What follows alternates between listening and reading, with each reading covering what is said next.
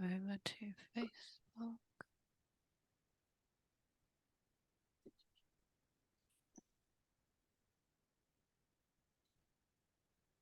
I just have to redo the Facebook piece. It sometimes times out. Hang on a second. Niatori kiende te te tena. Andeatori nai tea tori aki.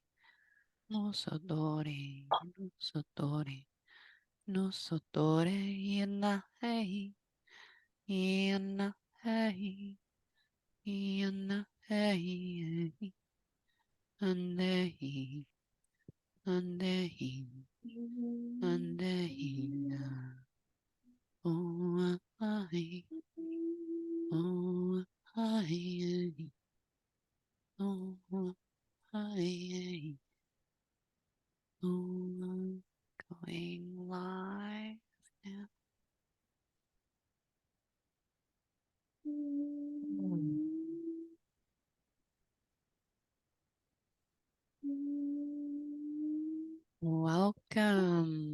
Welcome to this very special first interview conversation, the voice of Sophia Rose, and I'm feeling deeply honored to be bringing this forth. This is the first time that Sophia Rose has spoken her story in any public forum, and probably ever in the depth that is going to come through. So I am extremely in such gratitude to be providing a space for this awareness, for deeper healing within both of us and the collective, and to bring a sense of empowerment and healing to all that may resonate on some level, and to bring a voice to those that do not have a voice yet. Because this is the first time this interview and Sophia has spoken out, I ask for compassion, kindness, and the eyes of Source coming into the heart space and receiving this from love, and really allowing yourself to be very grounded as you receive. Allow yourself to witness anything that comes up. So thank you, Sophia, introducing this beautiful human that I get to journey life with, Sophia Rose. Thank you. Yeah, big breaths.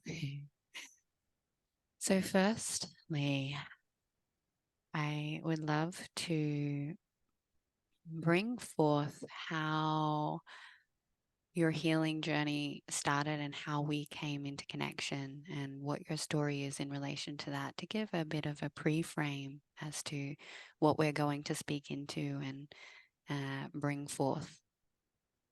In this life? Right? Yeah. In this life.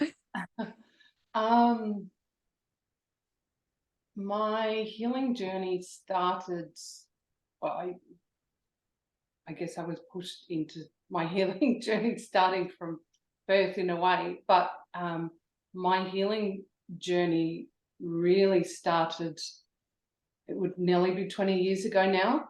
I had not a chance meeting, a synchronistic meeting with an enlightened Swami who told me she'd been waiting for me. And at the time, I was a drug addict. Well, I was trying to get off drugs and trying to address trauma. And I gave up everything to move in with her and commit to the work. I've worked and trained at different spiritual centres overseas, and it really, the remembrance when I met Gaia, I remember I did one of her meditations, and I was looking for some women's work, and I had a session with her, and I had this feeling I wanted to grab her by the throat and say, I really need to work with you. And yeah, the remembrances that have come through since then, and I don't even know how to put it into words. The remembrances, the activations, the everything that is coming to alignment, activation, truth, unification, almost all. Yeah, it's been life changing, and now we journey together and work as part of the Council of Coyotes and help the collective with our collective missions. Thank you.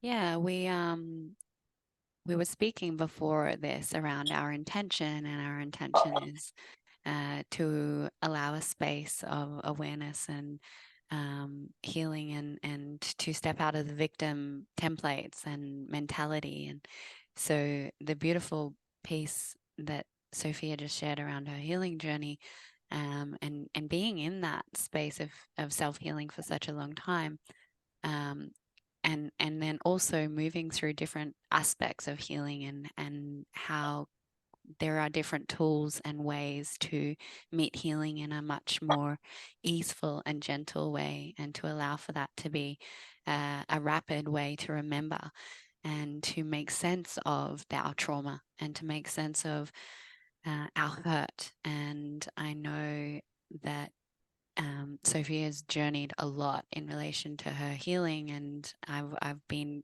honored to be on a big part of some completion pieces for her. And I remember actually one of the posts I'd done around my mum, and I was talking around black magic and sorcery. And I think you're like, it was something around the black magic and sorcery, and satanic energies. That was, there was a comment like, "Oh, this is why." And it was like, "Oh, okay, all right, we're going here." And it was like, "Oh, okay, this is going to be a journey." And I would love to hear, like, the healing journey that you're on is going to look very different to the healing journey that many others are on, and why we're having this conversation in relation to your early childhood experience in this lifetime, and the aspects of trauma that you've had to move through, and what that created in your life. What is your first remembrance of this, or have you always remembered? No, I didn't. I didn't actually have any memory until I moved in with the enlightened Swami. She she could see straight away, and she was holding me, and I guess you'd say poking me to try and bring it out of me. I had remembrances from trauma from 18 onwards, but the satanic stuff and the stuff around my family, yeah, it wasn't till I was 26 that yeah, and then it all just started flowing. It was quite intense to start with. It was, there was night terrors, there was all sorts of things, but I was very held, because there, yeah, a lot of support in the quantum, the higher realms. Mm. Thank you for bringing that piece up. Suppressed memory or repressed memory is something that I don't feel is spoken into enough in relation to early childhood experience. And through my practice, and through working with different individuals, there may have snippets of their memories, and they may have snippets of their past, but they have a lot of blank spots. And I know for me, my own childhood, there was like I could not remember much of my childhood at all. And I knew that I'd blacked it out. I knew that I'd disassociated. It was no hidden story in my family that we had a pretty traumatic life experience. And so, you know, our family was considered the family that never stepped out of drama. So there was like this program in that in itself. And the memory side of childhood memory for me was quite uncomfortable, even remembering a lot of things, and like knowing the different traumas that I had through being a child that had been a victim of pedophilia and different like abuse in the home and domestic violence and mental health issues. And um, there was my brother and had schizophrenia, so there was a whole lot of different layers. And but the part that is very interesting, which is what has been an aspect to me wanting to bring this forward, is my intention is to share the trauma, but then also all of the other layers that we don't necessarily see until we start to remember. Because as a child, when trauma exists, the brain cannot,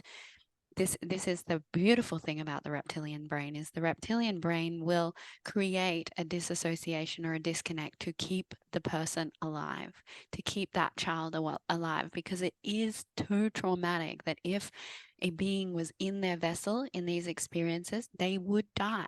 They would die from too much like trauma response in the body would actually shut down and die.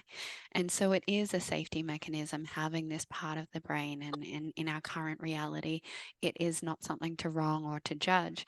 But then when we start to have tools and remembrance, as Sophia was saying, turning on that memory is like floodgates being turned on. And I know for me, when I started remembering things like that I didn't know around all of the different satanic aspects of my childhood in this life, and then it rippling into past lives, it was really hard on my nervous system. It was really hard for me to comprehend. And as Sophia was saying, because I remembered this lifetime, it's very easy as someone who's been through any of these energy signatures or experiences to identify them in another. And so the Swami would have been able to see just from her energy system and from her being the suppression and the disconnect. And that's really hard as a facilitator, as a being, to see someone's got all of this hurt and this trauma and this disconnect, and how do I lovingly hold them? How do I make them feel safe and secure enough to start to remember? Because there is so much in the physical body. How was how did she hold you to start to bring those memories up? Like, what was the first way that she assisted you in memory? When I first moved in with her, she couldn't even get close to me. She sat next to me, and it was all energetic work, because she was very had a very strong heart energy. She was connected to the same galactic family that I was connected from, so I guess I felt that resonance. And yeah, it took time for her to be able to hug me, but she just kept me with her, and she started teaching me. She'd put movies on and explain the play of consciousness through movies to me, and start to, whilst working on my spirit. She was very intelligent and very good at how she did it. She was 83, so she'd had a lot of experience. But yeah, even down to certain colors that she'd put in my bedroom as things were coming out of me, because when this first came through, which probably now I know a little bit silly, but I seem to do things all or nothing at times. I sat down and I made a declaration to God, and I said, God, if this is true, I need to see it, and I need to see every little single thing, and I need to feel the wrath of it. I need to see every little bit. And I did this for, I think, a month straight, and I, not realizing the power and the energy I have to create, and it came down on me like a ton of bricks. I was, yeah. But the love, the unconditional love that I got from her would help to balance it out again, because I was, my body would shake a lot. There was night terrors. There was going through different memories that I had to walk around with socks under my arms, and yeah, and I was seeing them pretty full on, like I was there. So it was just, she was just holding me and allowing them to come through me, because I'd opened the channels. I'd made the declaration and activated these channels, and then they just came and they just kept coming. I got put on stress leave from my job, because at the time I was working in customer service, and as what happens when you have got these darker memories coming through you, you attract that sort of energy as well. So I think I had a little bit of a outburst. I got a not so nice customer and punched the floor and threw my headset off, and I got sent home on stress leave, paid leave for a while, which was great. Yeah. And it's really intense, right? These declarations, I've made a few unconsciously myself, not realizing the power of the creator being that we all be and that I be in my energy systems, and how quickly what you declare becomes your reality, and being like, oh, hang on, can I slow that down now? And it's like, well, not really. You asked for this. And the floodgates when it comes to memory, it's like those physical responses. I was speaking to a dear brother of ours yesterday in relation to a podcast around memory, and how when we know something is true and real, and I feel like this is a really important piece, especially for different individuals that are going to be listening to this specific interview, because if you have a suppressed memory around any satanic ritualization or any sexual abuse that's been suppressed or anything in relation to what we're speaking, it's going to start to activate in your body. You're going to feel a sense of movement within your energy field, because that's what happens when you feel truth. Truth is undeniable. It has a resonance, and you can have a resonance in many different ways. But because we're speaking from a place of truth, we're speaking from a place of vulnerability, it's felt even more, because we're coming from the fullness of that which we be, and that is going to bring up different feelings, and it may start a floodgate of memory.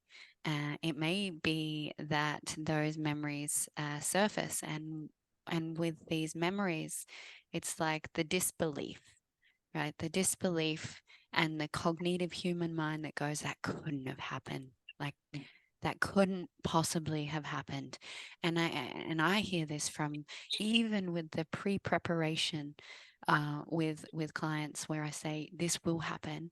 When you remember something, just trust it, but it'll flow in. Your mind will give you as much as it can, piece by piece, until you get to the piece in the totality of whatever you're seeing or receiving, and your brain will only give it to you in the way that you can cope with it. but that you come out of that space or that memory or that dream or however it's shown up for you, and your brain goes, mm-mm, no. And that is a rejection of yourself. That's a rejection of your trauma. You're just further separating yourself from your trauma when you question the reality. You're further fragmenting yourself as you're trying to bring up this memory and it to be witnessed in love. And it's like the denial of whatever it is that you're receiving, whether it be from a more positive or a negative lens, by pushing it away and questioning it as not being truth. In those states, you can't make this up. They're not. It's not possible to make up a experience, and you'll know when it's yours because your entire body feels it as if you were there. So, what was your first memory that came up, Sophia? Think back to my first memory. There's one thing I want to say in relation to what you were saying. That is one thing that I know that happens a lot in the collective. People have something come up, they get triggered, and they go, oh no, I've got to walk away. I can't. And they'll uh, they'll make it not true or they'll make it bad, instead of leaning into those triggers and and doing the work around them.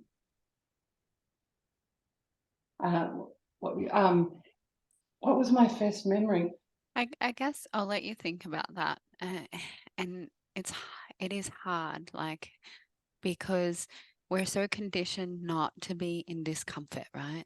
We're so conditioned to not allow ourselves to be in feeling. And so when a trigger comes up, it's an automatic response to push it away or to attach to it and become in a point of depression or addiction cycles, right? So there's this push and pull dynamic that we have created in our society. Um, and it is challenging, but the people that you and I are here speaking to, everyone that I assume would be sitting and watching this has a desire to heal, has a desire to be more conscious, has a desire to make a contribution to the planet. And in that, it's like when these uncomfortable things come up in your body, why? It doesn't, not going, oh, well, maybe it's uncomfortable because I have suppressed memory and I've been sexually abused. That may not be the reason, but questioning as to why there's a rejection of it. What does make it uncomfortable? What are my belief systems? If I feel like I want to vomit in my stomach, what is my body telling me? What is in my body that my body is aware of that if I inquired, I would be able to bring awareness to my own experience and bring because with awareness we have empowerment, and that's what this is about. It's about bringing empowerment. In the awareness we have the choice to choose, what is true for us. So just that in a little bit more contribution.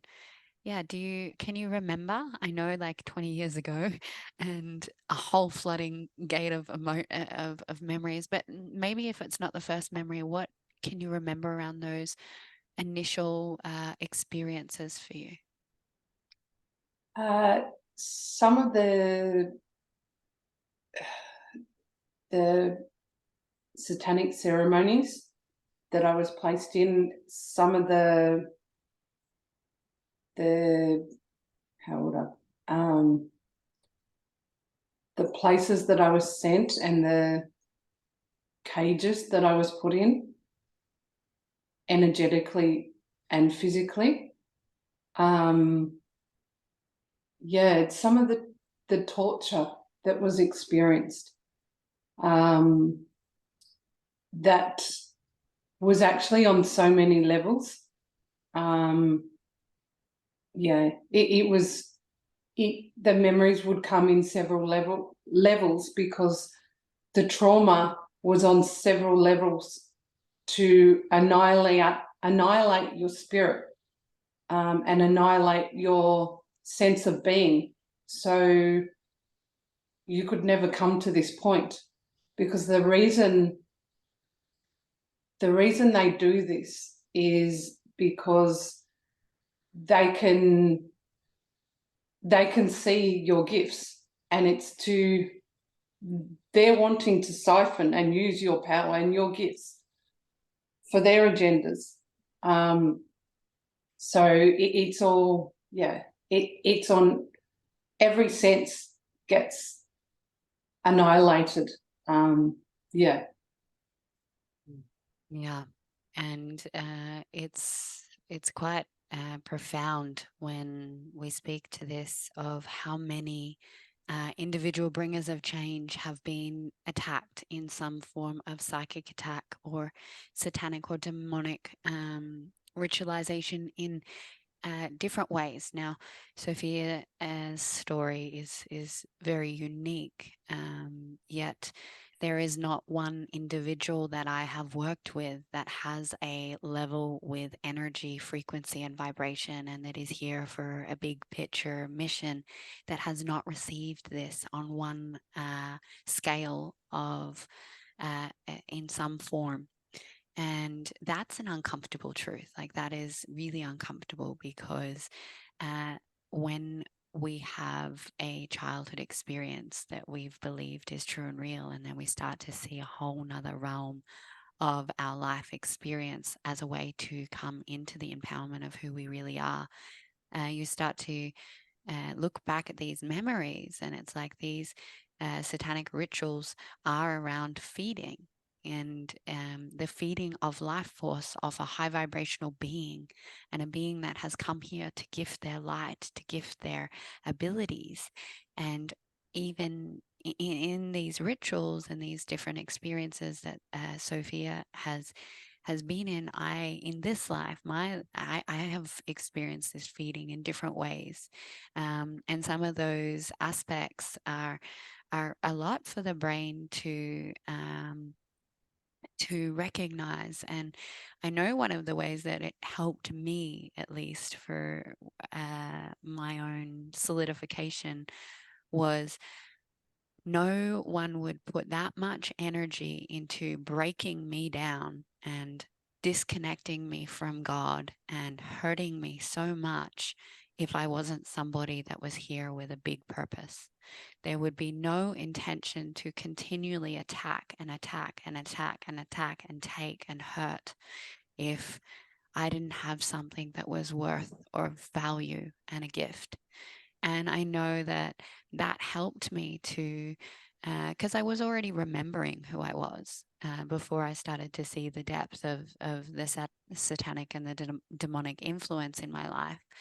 And that helped me to solidify what I was remembering about who I be.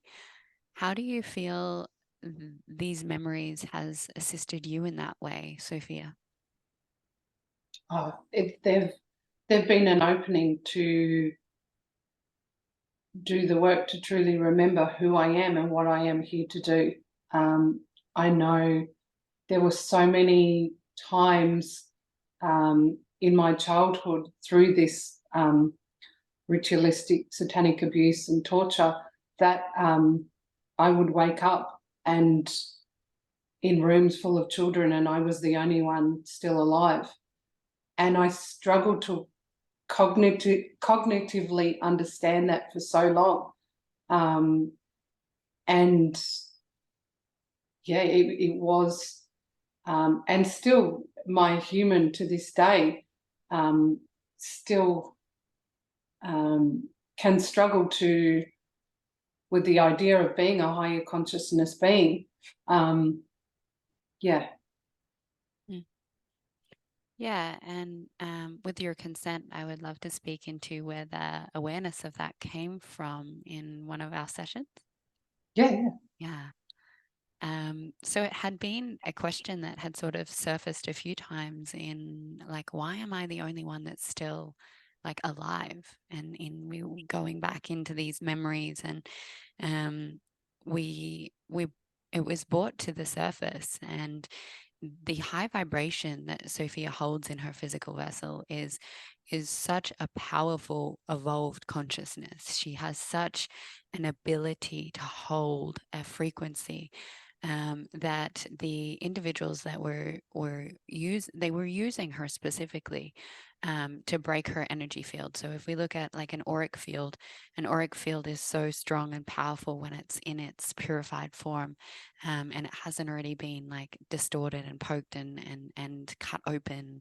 That is where protection and safety come from. It's why we have these distorted beliefs that we need protection. And in spirituality a lot, there's this speak around like creating protection fields. Now, for a long time, I didn't actually do that. And I didn't need to, because my belief was I was safe and secure at that time. But I was, and I know I was, at that period, until these other areas of my life came up and my energy field started to weaken, when I started to remember and see the demonic and satanic aspects of creation and how they were playing a part in my life. And it was one of those more ascended periods of my life where my field was very strong. Now, pure innocent beings that come in these incarnations, they have that. They have this strong remembrance of source. They hold their field really strong. And um, so Sophia in these experiences recognized, and we realized, and as I was seeing it, I was like, whoa, wow. And I saw it before she did, and it was quite amazing to see that the reason that she was the only one that would remain contained is because her energy field was so strong that they actually couldn't break her down. They couldn't affect her to that point of physicality that that she could be destroyed. And the other aspect of it was because they were trying to break her down, they also didn't want to kill her. That's the thing. They wanted to break her enough that they could use her life, her light source, and her high frequency for their agenda, as Sophia spoke into. And so these other beings would then be used as a way to torture her and break her being. If we can't break you, then we'll break the beautiful expressions of life in front of you. And there was one specific memory, Sophia, that I remember that you had ejected yourself out of your body to cope with that. Do you want to speak into how you managed to keep yourself safe in these experiences? I had a very strong connection from birth to the higher dimensions and also the underworld. Quite often I would, it was very easy for me to eject myself out of my body and just witness what was going on. So my spirit and my soul didn't have to experience what my body was going through. I would, yeah, it's something that I was very used to doing. And it had a lot to do with a lot of my past lives, I feel. I had established this connection already. There were times that there was an in-between world that I would go to, but it was always somewhere else I would go to protect my body. Yeah, or protect my spirit. Yeah. And that is a explanation of how, I guess, from our human cognitive lens, is what the explanation of disassociation, right? So the spirit will eject itself from the physicality. So in psychology, they say that, disassociation is a brain or a neuropathway piece that protects the brain from the trauma and brain damage of trauma. But this is the awareness of how the spirit works, to keep it from fragmenting, right? There is a disconnect where you'll hear many people have had like a third eye view of when they were maybe attacked on the street or they were raped or whatever has taken place. They weren't in their body, and they witness from another place. But because of Sophia's intense amount of ritualistic abuse, she would eject herself out of this reality to keep herself safe. And that is something that comes more natural to somebody who does have an extremely evolved consciousness and has a really high level capacity with energy. I know that the individuals that we work with on the council all have this ability. So if someone's facilitating a journey, we're well beyond in another dimension before the facilitator even gets to that point. And it can be quite hard for someone who is very fast in their ability through time and space to stay in those ways. And we're not meant to, right? It's like we're actually here to be fast. We're able to move through time and space in ways that we can show an easeful and different way with this intelligence, because that's why we're here. I know that one of the other things that I feel like is really powerful piece and also quite challenging was there was a experience, I believe, where there was some kind of ritualistic uh, unfolding taking place, and you wanted to give up. And it was like you wanted to give up and like actually like you're like, oh yeah, I'm not doing Earth anymore. Like I'm done. Um, what what was that in that moment that allowed you to stay here and be here? There have been many, many times I've wanted to give up, even throughout my unification process. But it's I don't know how to put it into words. The calling is so strong that I have stayed through all of it and never been able to give up, even at a time where I was ready. There was a time in my childhood that I spent nearly 2 years not eating or talking, spent it all in another dimension. And I was ready to, but I couldn't. That there was always that little bit of purpose that would never let me go give up. I could, yeah. And it did seem to attract a lot more trauma and torture for me, because they realized that they could do anything to me and I'd keep coming back for more. But it's, yeah, my mission has always been very strong in me from birth. Yeah.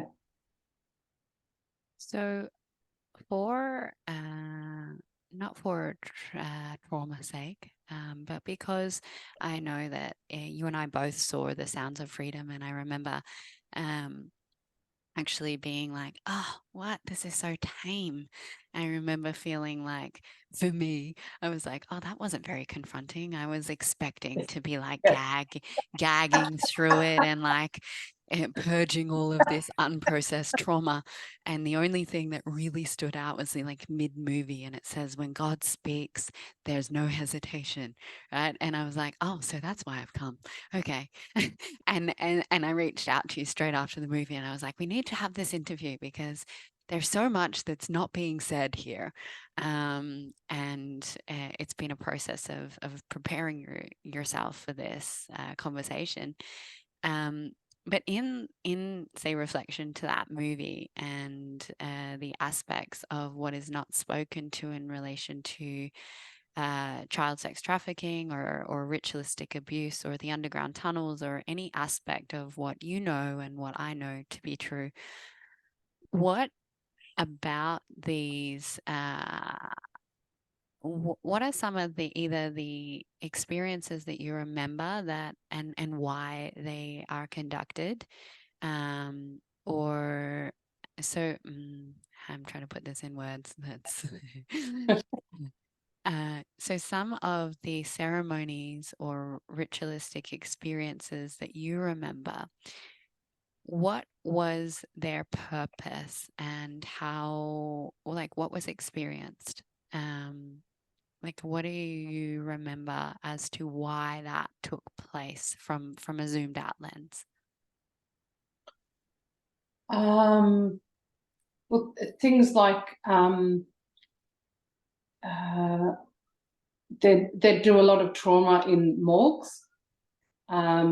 So yeah, waking up in a morgue in a like, and it's freezing cold. That's and it's and even it's to really completely stuff with your mind, so there would be no coming back. Um, they perform marriages with Satan, which to the human mind, it just seems so far from the truth. And this is to commit you to this for eternity, so they can siphon your energy. Even the selling of your body for torture. It's another degradation of your body and spirit to let you know that you are not important, you are not worthwhile, and to dig you further down into a hole. Even the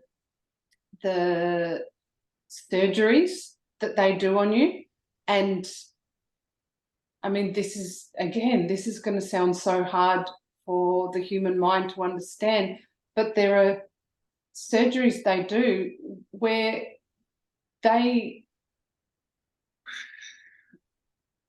put someone else's parts back on you, and so you're on a spirit level, and you're the level of your Holy Trinity, you will never feel okay unless you're able to go back and energetically bring those pieces back, which the ones that are alive is, yeah, it's a big process, and it takes, this is what, I'm 43 now. It's taken this long to fully bring back everything. And it's actually been a matter of unifying my spirit, my mind, body, and spirit, by going back into the past lives and collecting the pieces back, so I can come into remembrance of who I truly am and activate the parts of me and realize that I am not a victim to these things that have happened, and realize, not saying that I deserve them, not coming from that point of view, but understanding how they were able to happen. Yeah. Yeah. And this is like parts work, right? It's like the satanic ritualistic abuse, which sits in most religions and most secret societies. And I also want to speak into the fact that we're speaking to this puts us in a very vulnerable position. Thankfully, Source is much more of a protector than any black magic that could be thrown my way. Um, and there is a fear to speaking out to these things because of how covert it is. It's in, and it's becoming more widely spoken into now, right? It's like the pedophile rings run through the court systems and through Parliament House, and they run through the major celebrity. You've got Hollywood is considered a complete satanic ritualization of Illuminati beings. And There is a lot of stuff that's coming to the surface and really uncomfortable to look at. And when you start to dig, it's kind of it can bring you down, and um, it's not about getting stuck in that aspect of how traumatizing or how disgusting or how horrifying it is. It's more to see how can we change and bring awareness to this, and that what they do is is is fragmentation. That's what's happened, like what Sophia just expressed around these different things. It's how can I fragment this person's mind and spirit and being so much that they can't put their parts back together. That's what keeps us as a complete collective society under control. That's what keeps us in an illusion. That's what keeps us in disconnection from the truth of who we are, is by fragmenting our being. And so these extreme levels of ritualistic abuse are to fragment, and the contracts, oaths, vows, agreements, and commitments. Like being married in a satanic ritual to Satan. That in itself, you may see from your cognitive mind, that's ridiculous. Satan doesn't exist, right? That might be your story, but Satan may not exist as a being. I might agree otherwise, but in in your mind, Satan may not exist as a being, but Satan consciousness is a real consciousness, because what happens is every single reality is created because people believe it. They put energy and focus from their brain into it. And so Satan consciousness is very real, and it's very, very, very heavy. And I believe it's the furthest point in our human experience in severance from God. And so God is a consciousness. And when you have the Satan consciousness that is desiring to keep things in separation, um, and these experiences are there. So if you are married to that consciousness, which the very consciousness believes in the most control and vindictive energy and force and all of the things that are not of God, then you're going to have parts of you that are left and disconnected from that need to be reclaimed to return to God. It's not that they're necessarily gone, because in essence, our spirit is like we are God. It's that there are certain aspects that we do require to witness, to empower ourselves, to remember, to become that which we are. And this fragmentation is, it's yeah, that's the deep separation of it, but it exists everywhere, right? Everywhere right now. If you look into what's happening around the world, and I don't watch the news or anything, but I do have a social media platform, and so I am very well aware of what's happening in the world, and I'm also a conduit, so I can receive energetic frequency. I don't have to watch the news. I can just tune into the quantum field and go, ooh, okay. And that is what is happening in the world at the moment, right in front of your eyes, is Satanism. That's what it is. And it's a separation and a dishonor of life. Life is God. And that is what this ritualistic abuse is. It's, I'm going to separate you as much as I can from remembering God, so that you can't be your truth. And that way you are controlled because you're in a victim mindset and you are too traumatized to hold yourself. In relation to reclaiming some of your parts and reclaiming your source connection, what do you feel has been some of the harder things in relation to the satanic consciousness? I know, like some of the contracts and vows, like in relation to your worth. What do you feel has been the biggest challenges for you?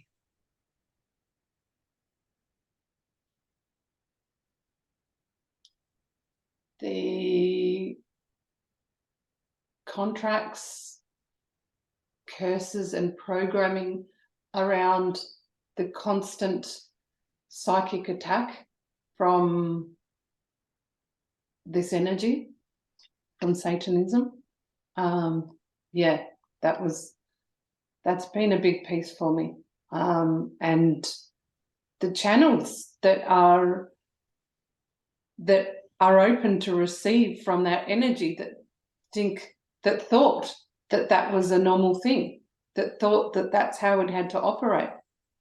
So it's, yeah, clearing any curses, contracts, any past lives, things that are allowing this in, and then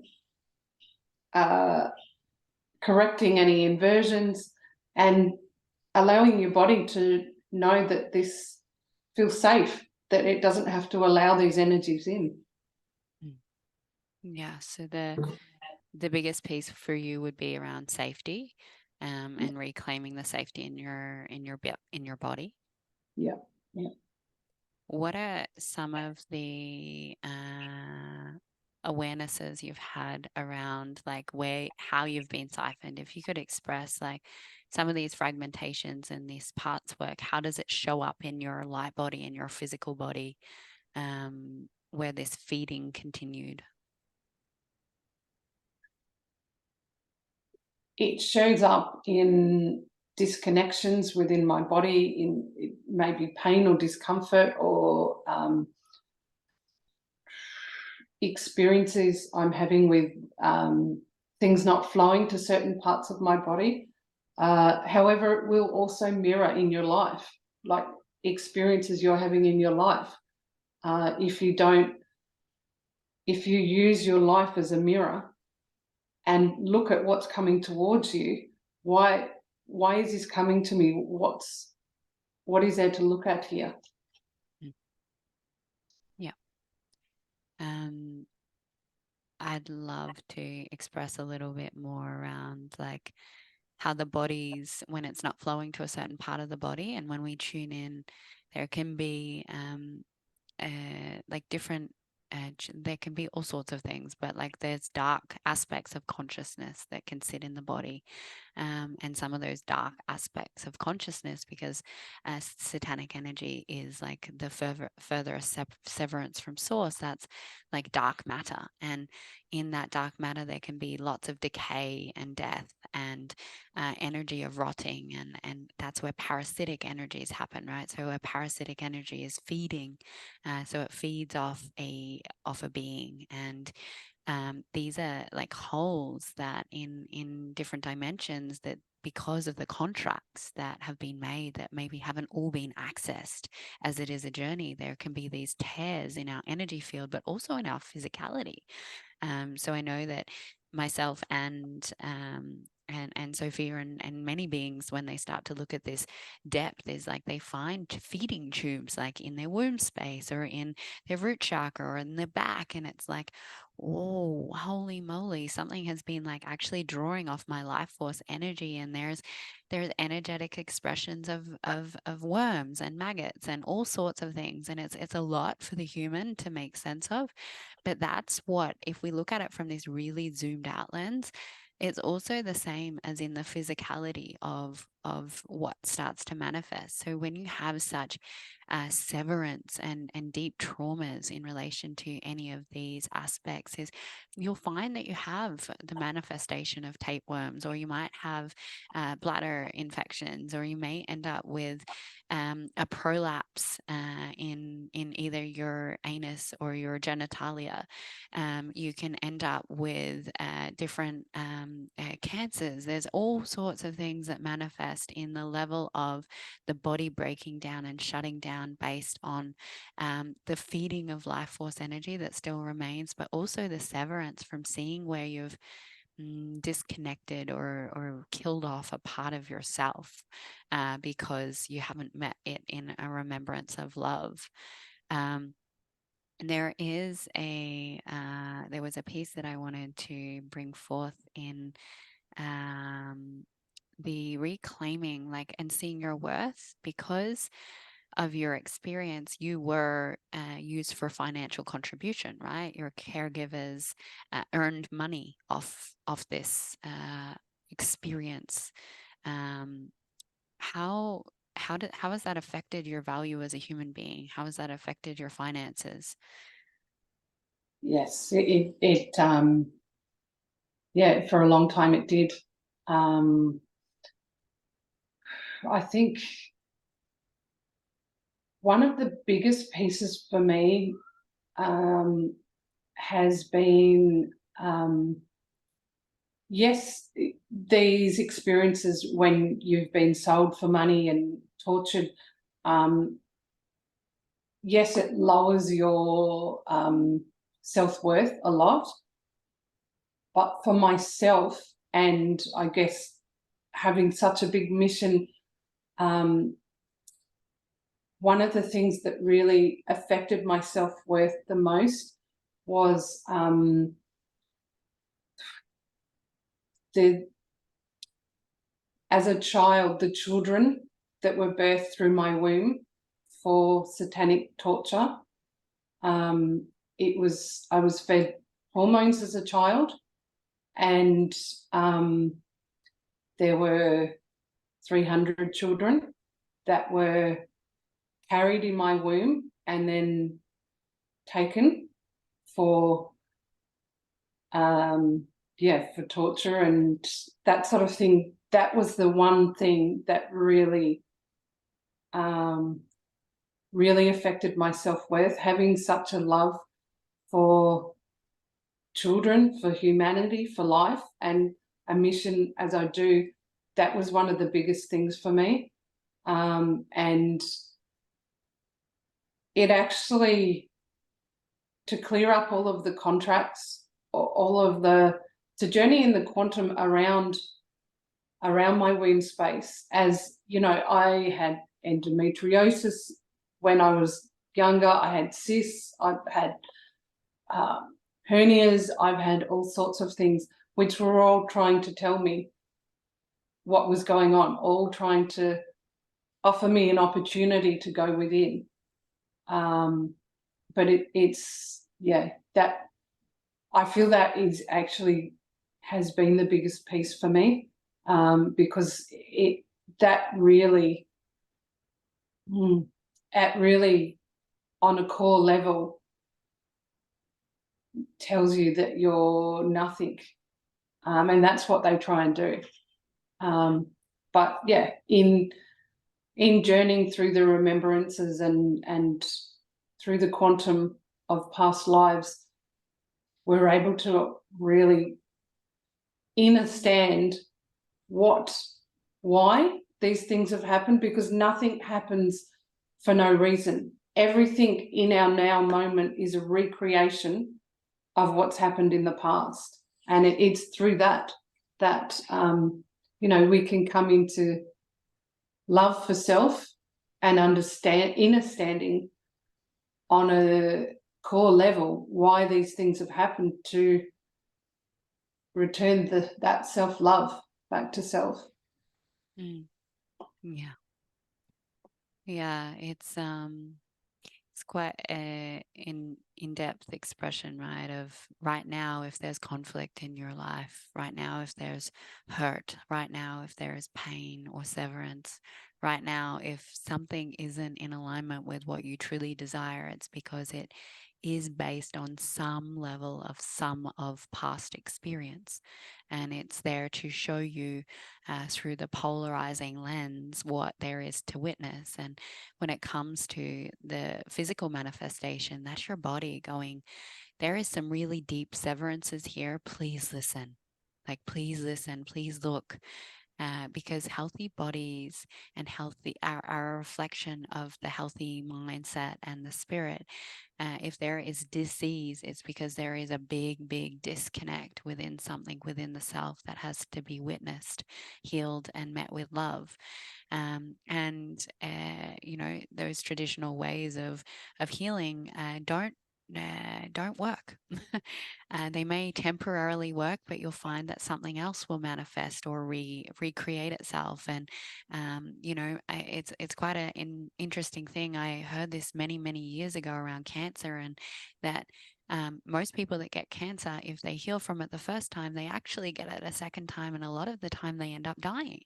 And I was like, whoa, that's Like, that's a lot. And I'm not saying that all cancer individuals die, or that they don't actually truly heal, but it was like this awareness of recreation, of unless you're getting to the root core reason as to why that manifested in the first place, you will recreate it at some point within your experience. And maybe it's not even this life that you recreate it. Like, but did you get to the core of what was there for your healing? And I know that this aspect of creating and having your body. So I feel this in a different level, but it was a really hard remembrance for me. Was that, oh, take a moment. Is I believe a lot of women that may resonate to being a conduit, a priestess, or some level of high vibrational vessel for a source. And I mean, all women are in truth, all men are in truth, but there are different vibrational resonances and frequencies, and there is a hierarchy of creation. Otherwise, it wouldn't exist in the way that we receive life. And I know that's uncomfortable because in truth we are all equal, and that it's one of those lovely polarizing things of the mind. However, with specific individuals in this reality and being used as a basically a vessel to create life. And I know that you were used in the physicality to create physical human life. And then they were, I believe, what I've been shown and seen, and I would love to hear the truth of that, but I was shown that they were taken and they were put into different experimental labs and grown in test tubes, right? So it's like that for a lot of people is a really, really uncomfortable thought form. It's like cloning, even the thought that cloning isn't happening at the moment. I well and truly know that cloning happens, and I've seen these labs and I've been in them from the quantum realm, and to experience that, you know, that has happened, right? That her body has been used to use her frequency with another expression of consciousness to create a specific being or creation. To be used in that way is really hard. And when you honor life, and when you have life come through you and be created, that's it's very very it causes a lot of fragmentation.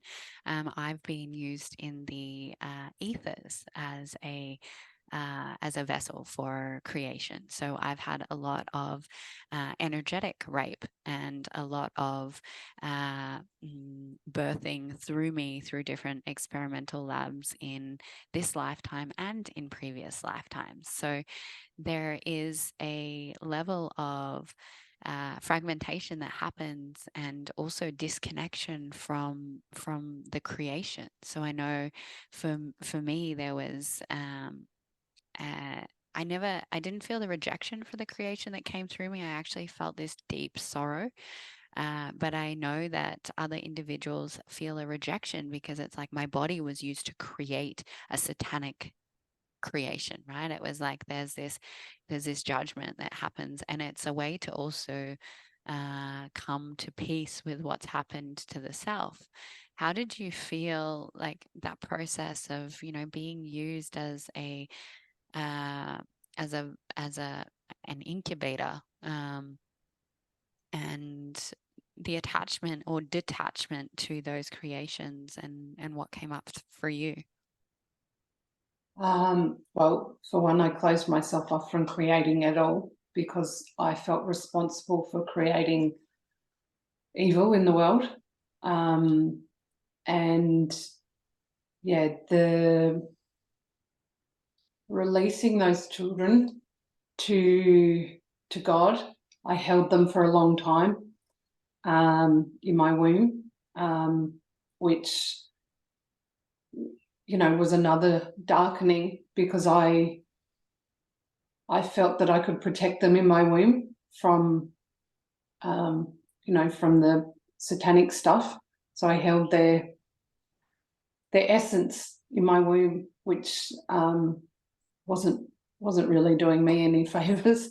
But the heartbreak and grief of letting those souls go was, I don't even have words for it. Like, you think about, having an abortion of one child or losing one child, but then letting go of 300 at once was a lot. My heart broke. But in the heartbreak, I was able to claim more love back,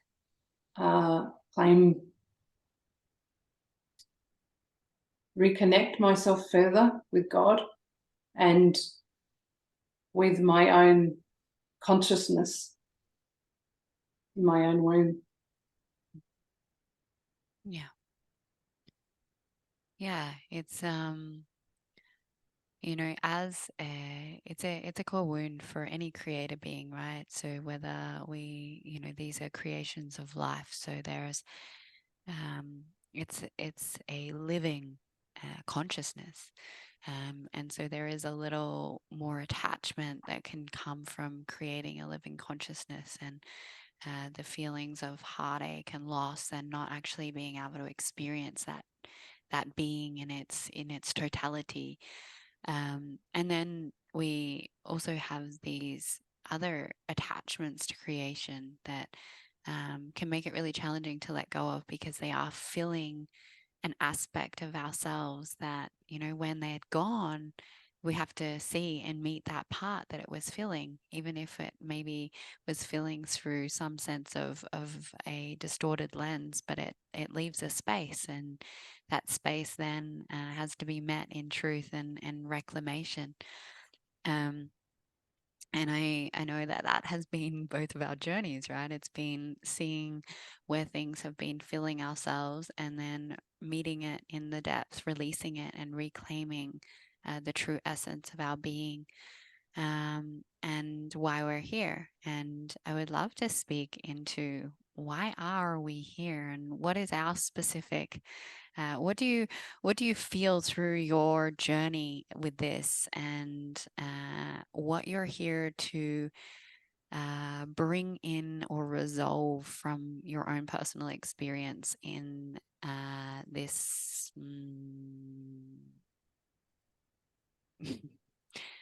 this form of life experience on earth at this present time?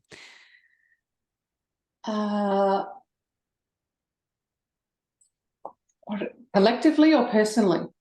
Personally. Yeah, personally. What would you desire? What is your desire to create in what you've experienced? To be a guide to help others as myself that have got these unawakened gifts, to help bring them into remembrance. So many are scared or resistant to go into trauma, to go into any darkness, because it feels too great, too large to go into.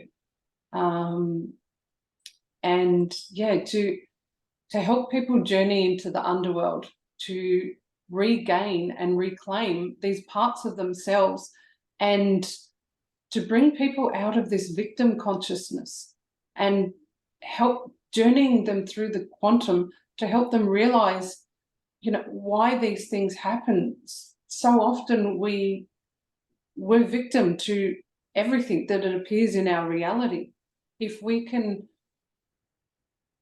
I can guide people such as myself that have got the priestess codes, the priest codes, the oracle or conduit, and save people from being in their trauma any longer, save them from being in disassociation or addiction, or these cycles of trauma. Because once you realize that everything that's appearing in your reality is a recreation from the past, you can truly use this life to journey, and it becomes quite magical then. It's, yeah. There actually, there is one thing I would like to say. What's going on over on the other side of the world at the moment, so many people are now being triggered and are, turning on each other. Oh, if you're not sharing about Palestine, if you're this, you're that, you should be sharing, you should be saying ceasefire on social media.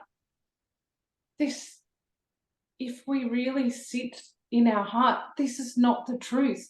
How is sharing on social media to ceasefire going to do anything over there? It's like standing in front of a house that's burning down, yelling at it, saying, stop burning. It's not going to stop.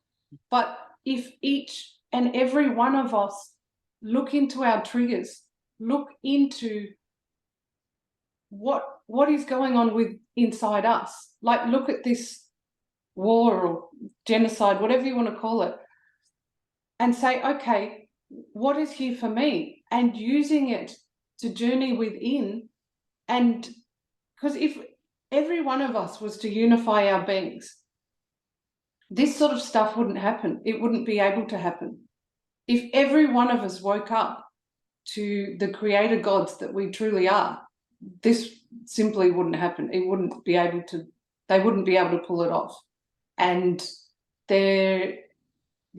it's happening for many reasons, but if we're able to use it so it happens for us, instead of it allowing us to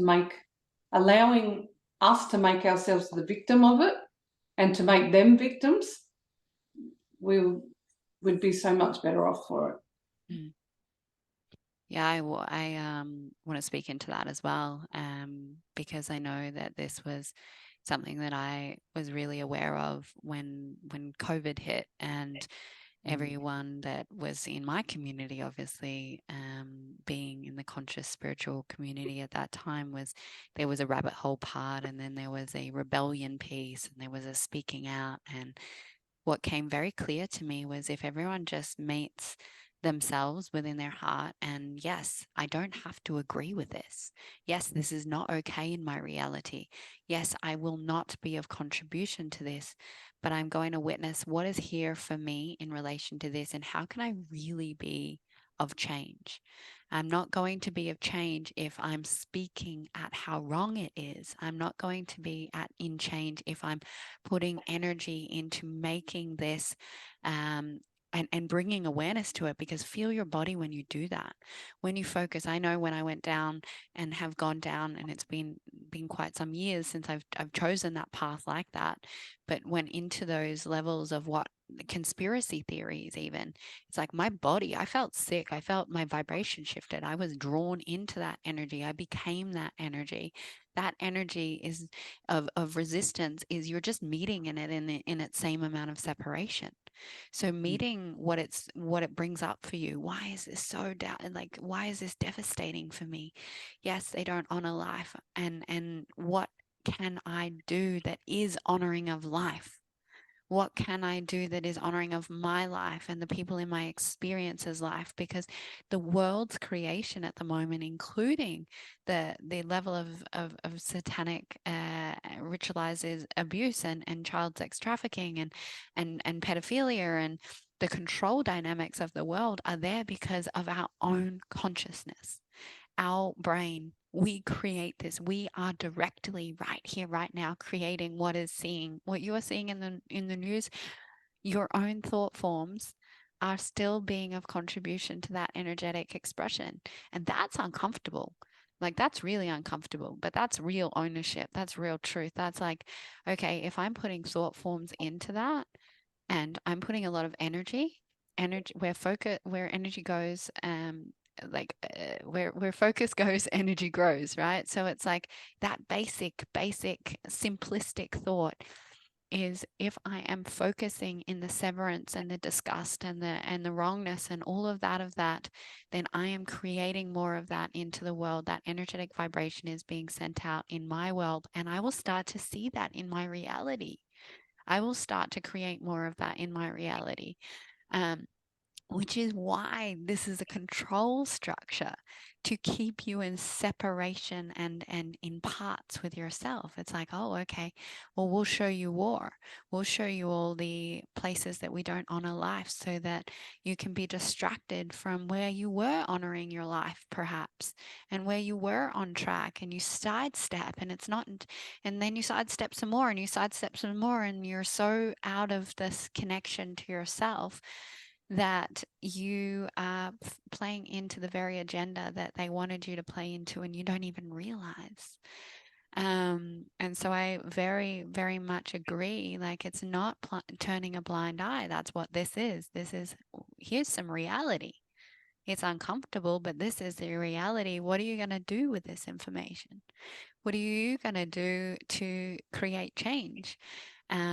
And I know that we started for a while, we were doing Wednesday night meditations because of this very, very piece of this is not okay. I'm not okay with this. But what can I do? And so we were putting energetic intention into unity. We were putting energetic intention into ch- changing timelines, which means looking at the war that you see. Sit if it's really something that is so you're so angry about, and you're so in dysplasia of it, then sit within yourself and bring it to your forefront of your mind and watch that war change within your mind. Watch what peaceful, loving humans would look like in a reality of the golden planet. Look at how they could drop their guns, and look how you could witness someone coming to in their heart space when a child is being molested, right? Look at how that would change in energy, visualization, and change the story, because you are that powerful, not only out there, but in here. And that is the only way that we are going to change the consciousness on this planet so that we are living in a different reality, is by being really aware of the thoughts, feelings, and actions that we make in every single moment in the present now here. It's not by focusing ourselves outside of what is right here. And um, yeah, I'm obviously quite passionate about that myself, which is why I show up in these spaces. So I mean, one of the things for me in relation to working with you, and in relation to the remembrance of my own partaking in, yeah, in some very early remembrance, which I'm not going to speak into now, but if you would like to hear a little bit around Creator Gods, we do have a new podcast series called Exposing the Gods, and that brings back ancient history and the truth that has been suppressed from the gatekeepers that are holding the wisdoms and the templates and the different aspects of what really took place, so that we can inspire humanity. It'll be interesting to see how long it is until we get censored, and have to find a new platform.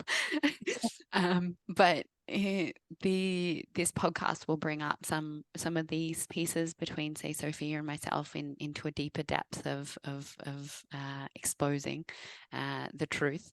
But for me, in this incarnation, and what I've experienced as a survivor of sexual abuse and quite severe trauma, and demonic attack, and also, you know, I was brought into this world in a contract.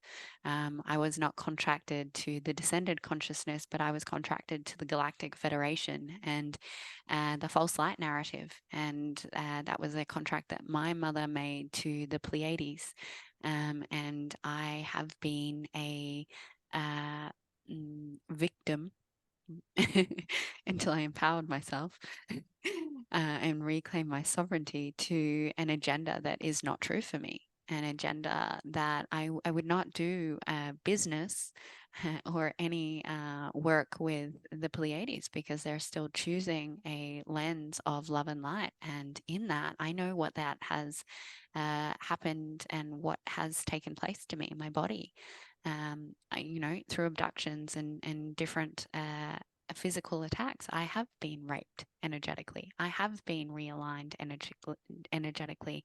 I have been had my energy signature cloned. I have had my body rearranged and experienced many different things in this reality. But um, in relation to my childhood trauma and in this physical aspect, I desire very deeply to start to rectify the templates of the pedophilia templates, the satanic templates.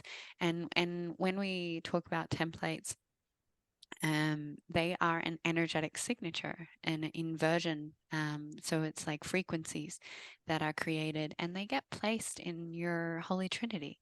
They come through they can come through in psychic attack, but they also come through your TV. They come through different podcasts. They come through the words that you read. They come through mind control in different beings that you're walking around the street talking to. You are at the effect everywhere you go. There is not one place that you, unless you're really meeting yourself and God, are safe from. And that's not to create fear; it's to create truth. That is our reality, and the only way to keep yourself safe and protected and to bring awareness is to really honor your source connection and love. And so my truth is to bring awareness to the really uncomfortable stuff like that.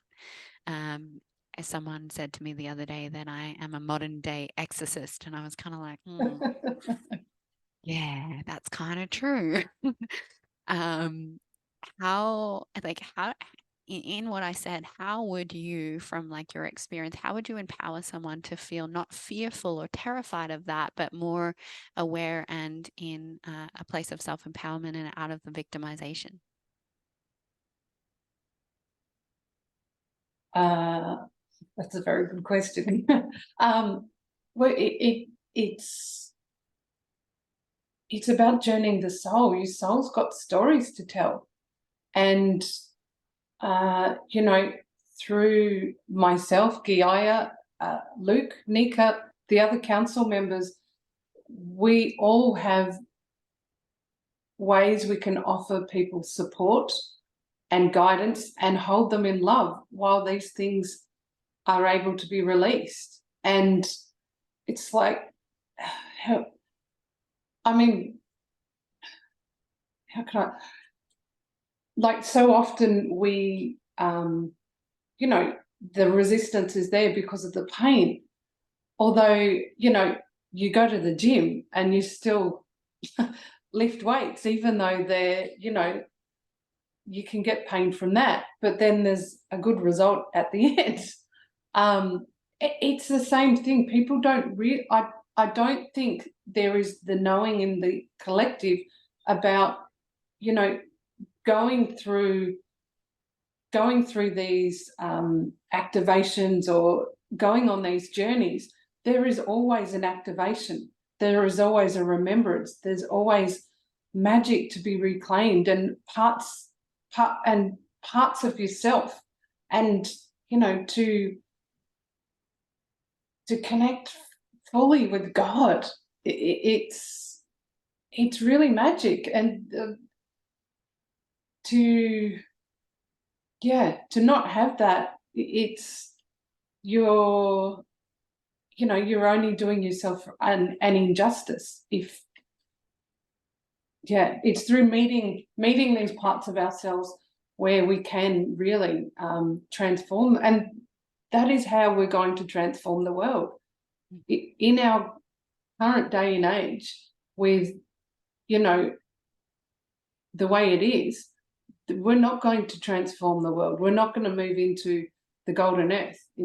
not going to happen. It's going to take each and every one of us to journey, to meet these parts of ourselves, to gain them back. So we're not playing into all these dramas. We're not giving them energy. We're giving ourselves energy. Yeah, beautiful.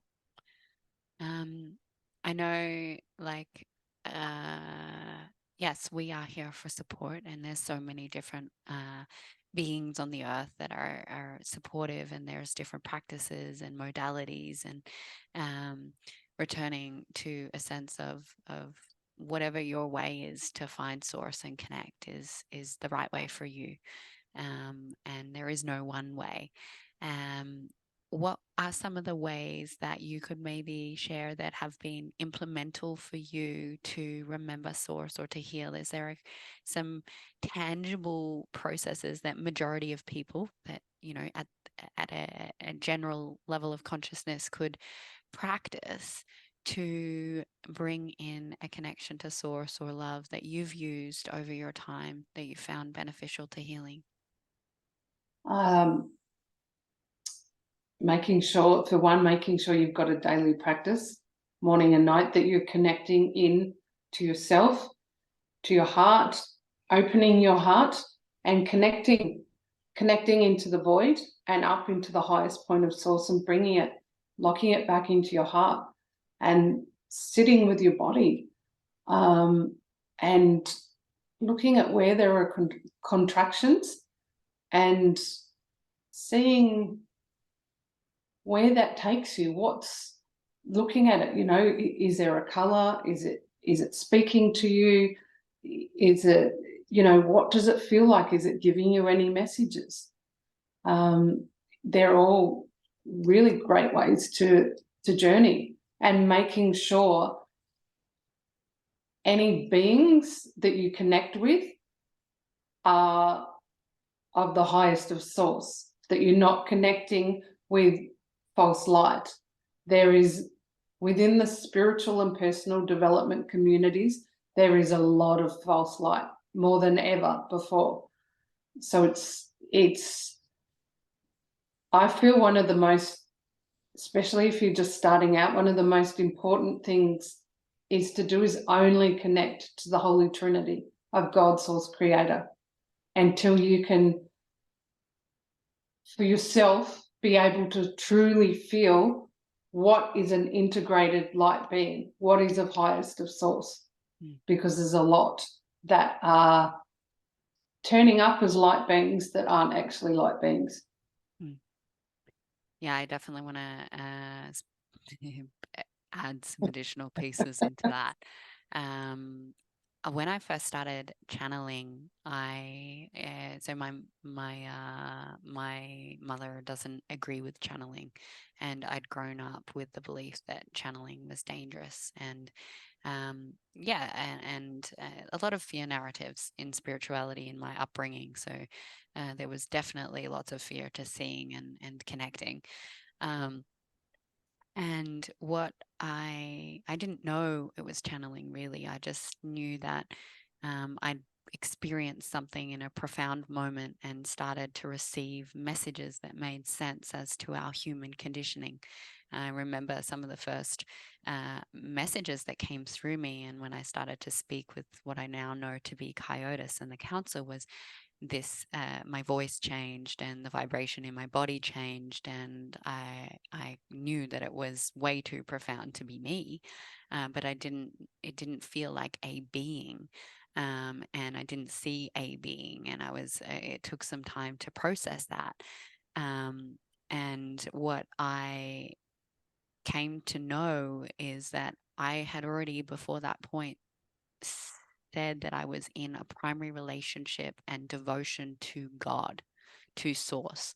And because of that declaration, that is my number one, and I am choosing that above all else, above all other things, my children, my family, my partners, and myself, and choosing God before all else, that the information that came through was of God, Source, Creator.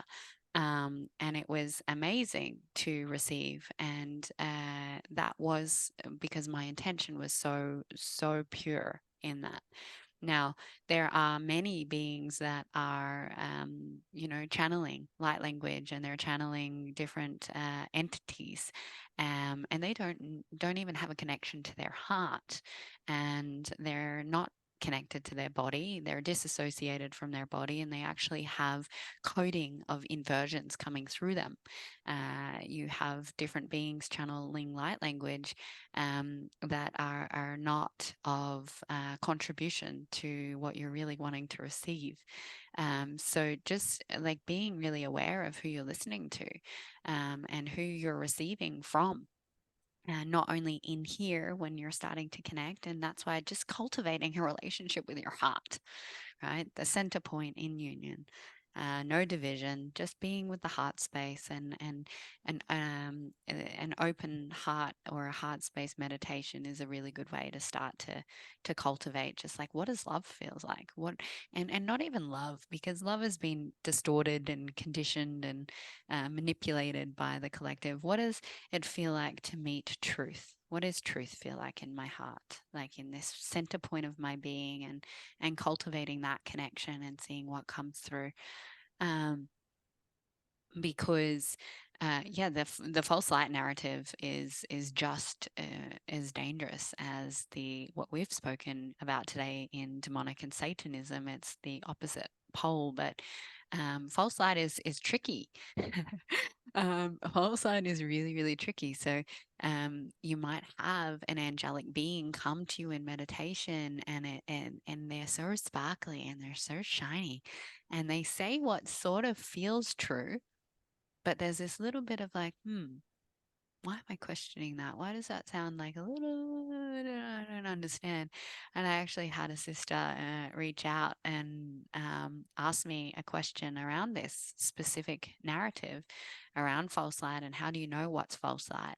And I said, I filter everything through my heart space in truth. Like I discern through here because I know my body will tell me when something is not of God.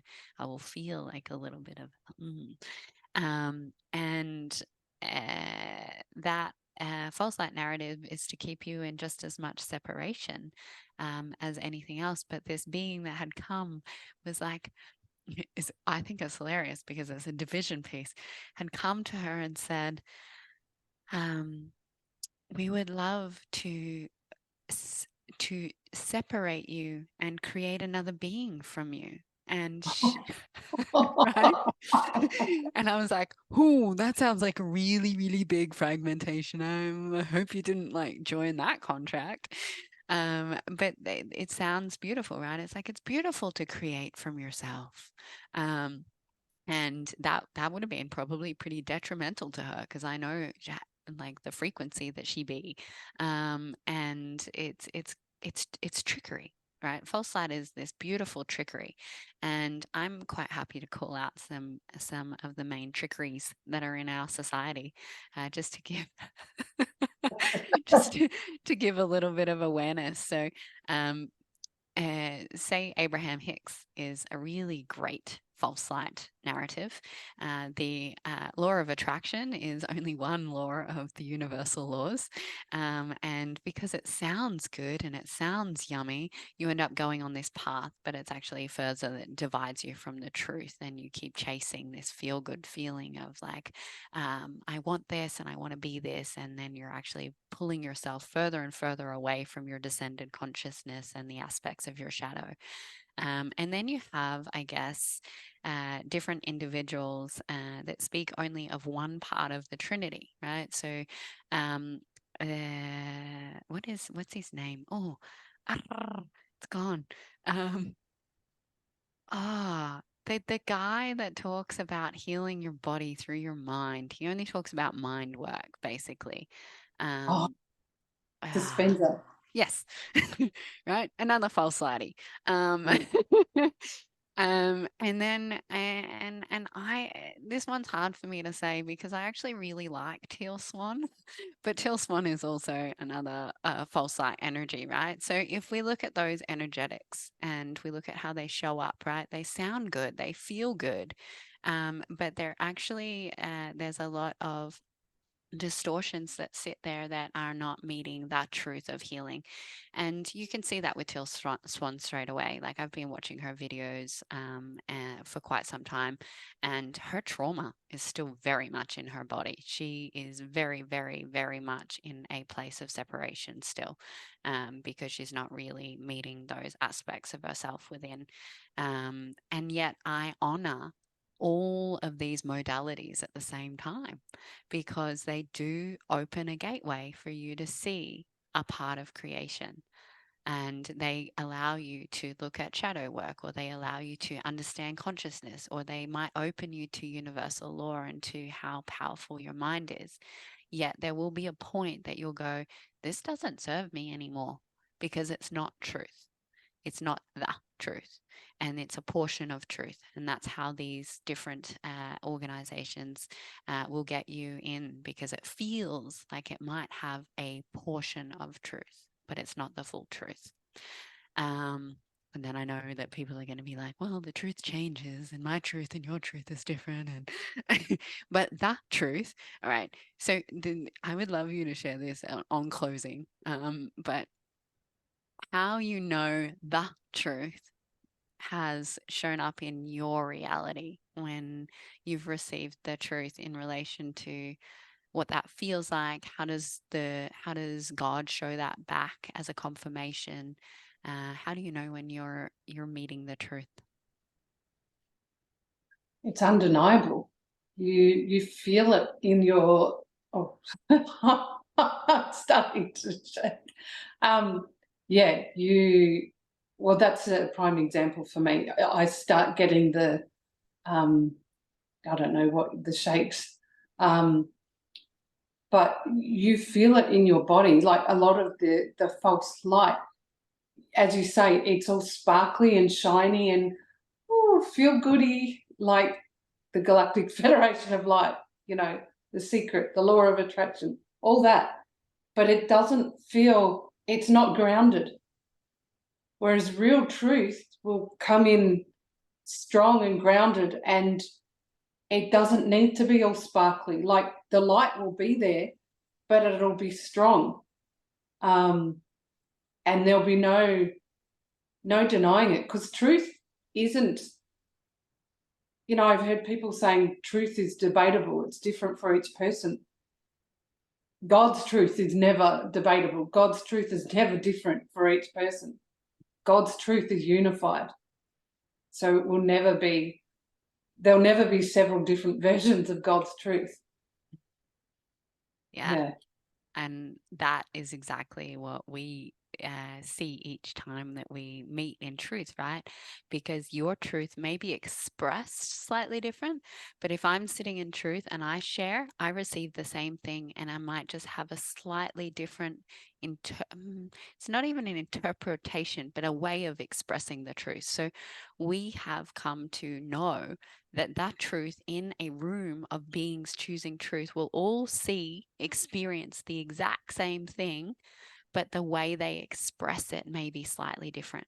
The angle that they see it may have a little more awareness, or they may come to witnessing something a little before another being. And that's why when we're all choosing truth, it is undeniable, and it is solid, it is strong, and it is like, well, that makes sense. You go, huh, I just saw my life like flow in front of me, or I understand the universe. And whatever it is, right? It all slots in, and it is undeniable. There's no question of the truth. When it's God's truth, there is no question. You cannot question it. It is undeniable. So I am so, so grateful for you being on this call and for showing up for yourself. And for everyone, I would love to open the space. I know that you're only about to start your healing practice, and you're currently a healer. You've been doing healing all over the world for a long time, and you've been doing a lot of healing for the collective with me. Um, but how can someone reach out if they want to start doing some work with you in relation to anything that we've spoken to today? via message or DM, whether it's Instagram or Facebook, Mhm. either one of them. Okay. There is one thing I would like to share that it's very quick though, I'm sorry. I'm Uh, I'm here for it all, babe. there are people currently sharing about two whistleblowers of Satanism. One is a male. I'm not going to mention their names because just because. um, one is a male and one is a female. The male has written books on the occult, and the female is supposedly a whistleblower and talks about the Queen Mother of Darkness groups. These people are not to be listened to. They are not whistleblowers for Satanism. They are dragging you into these contracts. They're dragging you into curse. You don't know what you're pulling yourself into in listening to these. It doesn't matter who shares them and what you think of them. Just be very careful because these people are very much still in Satanism. They're very high up, both of them, and they're doing this because at one point they need to share to work up the ladder. And that you will notice that they don't talk about how to heal from these sort of things, and they don't actually share a lot of truth. They mention where things happen, and they try and teach people how to uh, use occult magic, which is it's not the unified way. It's not from God. So that's one very important thing I wanted to share because these people are getting shared a lot, and it's their way of bringing in more people, more energy for themselves because people are waking up to it and it's getting harder for them to get energy. So one thing I would like to say is please be very careful of what you watch and listen to for this very reason. You don't know what you're getting yourself into. Yeah, correct. Which is why that heart center piece, right? So it's like something may appear to be educating you, and if you're a being that has is still in very much in your victim mentality around your wounding because you're still very wounded, in which we have both been, then something you're looking for help, and you are the primary target to be infiltrated, right? Because you're like, oh, there's a book here that's going to help me to understand myself, but you're not able to discern in those moments the truth. And so you only end up with further trauma or re traumatizing yourself. This is the same as, I hate to say it, but temple spaces. It's like temple spaces are a feeding ground for satanic energies, and they are a feeding ground for demonic attachments, as well as re traumatizing someone because although you have the wheel of consent, it's you are not teaching around the full awareness of what is actually taking place in those spaces, and it is also a desire for me to ensure that there are temple spaces that are in the Holy Trinity and the unified expression of God, because the temple spaces and the sacred sexuality community is not sacred. Just saying. So feeling and learning your heart is really, really, really, really important so that you're not misled and feeding into the very thing that you don't want to be feeding into, the very thing that you're not there for. And it's entrapment. That's why it's done that way. That's exactly why it's done that way. It's like catching that piece and hooking. That's your hook.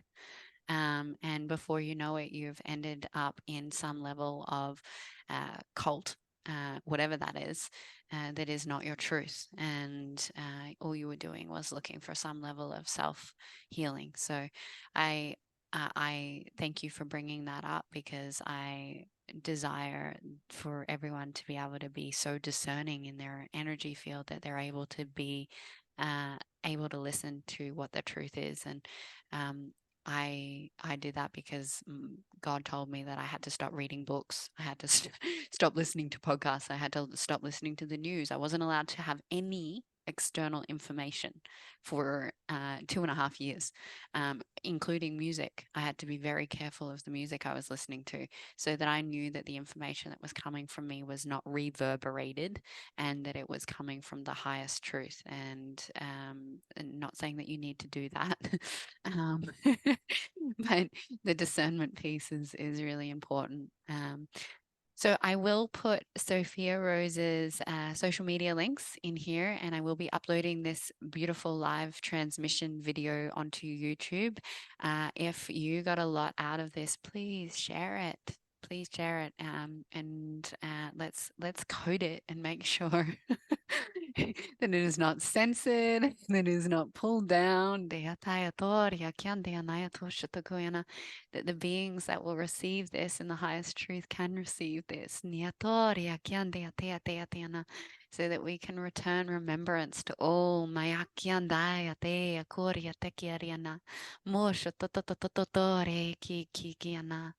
so that we can allow all beings to be empowered into their heart, into truth, and that we can bring in a new reality of heaven on earth.